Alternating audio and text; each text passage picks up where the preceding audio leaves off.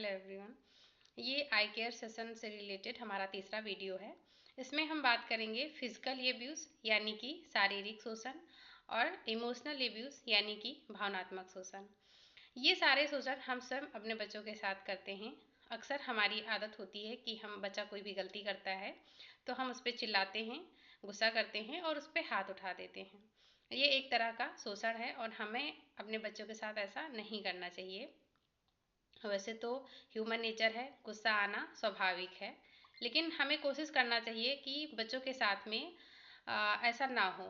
और इसे रोकने का एक तरीका है, ये भी है कि हमें अपने बच्चे से बात करते रहना चाहिए। जब भी मौका मिले हमेशा हर वक्त उनसे बात कीजिए। उन्हें अच्छे और बुरे के बारे में बताते रहिए, जिससे कि उनसे गलतियां कम हों। सही गलत बच्चों को नहीं पता होता है, उन्हें हमें ही बताना होता है।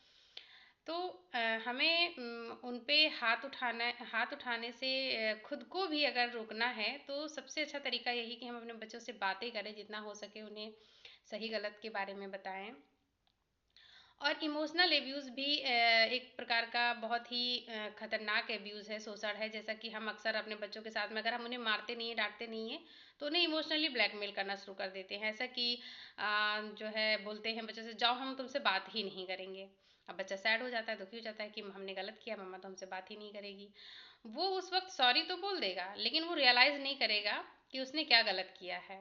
तो हमें सबसे पहले उसे उसकी गलतियों को समझाना है, रियलाइज़ करवाना है कि उसने ये गलती की है, ये गलत है और वो ऐसा ना करे। तो ये दो तरीके के अब्यूज़ तो सब पेरेंट्स करते हैं, दोनों नहीं, नेगलेक्ट भी हम खुद ही अपने बच्चे को करते हैं। तो हमें इन सब चीज़ों को रोकना है और सिर्फ हमारे बच्चे के साथ ऐसा होता है तो हम उसे रोकें, ऐसा नहीं है। अगर आसपास में भी किसी बच्चे के साथ ऐसा होता है और आप सब देखते हैं तो उसे रोकना चाहिए। ये सोच के चुप नहीं रहना चाहिए कि वो हमारा बच्चा नहीं है तो उनका बच्चा है, वो देख लेंगे। ऐसा नहीं है, अगर आपको दिख रहा है कि गलत है तो हमें ये चीज़ रोकना चाहिए। और साथ ही साथ में आप खुद अपने बच्चे की किसी से तुलना ना करें और इस बात का भी ध्यान रखें कि कोई और भी आके आपके बच्चे की तुलना ना करे। जैसा कि अक्सर हमारे घरों में लोग आते हैं और फिर वो बोलते हैं, अरे आपका बच्चा ये नहीं जानता है, मेरा बच्चा तो जानता है। अरे भाई, आपका बच्चा अलग है, मेरा बच्चा अलग है।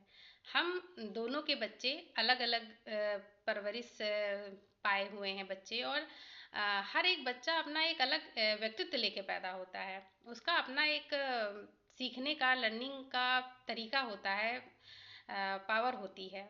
सब बच्चे एक जैसे नहीं होते हैं।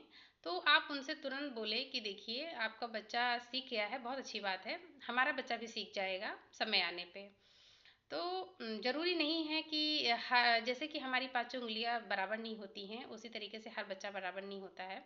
सबकी अपनी-अपनी लर्निंग पावर होती है और सीखने का तरीका भी सबका अलग होता है। तो हमें इन सब बातों का भी विशेष ध्यान रखना है।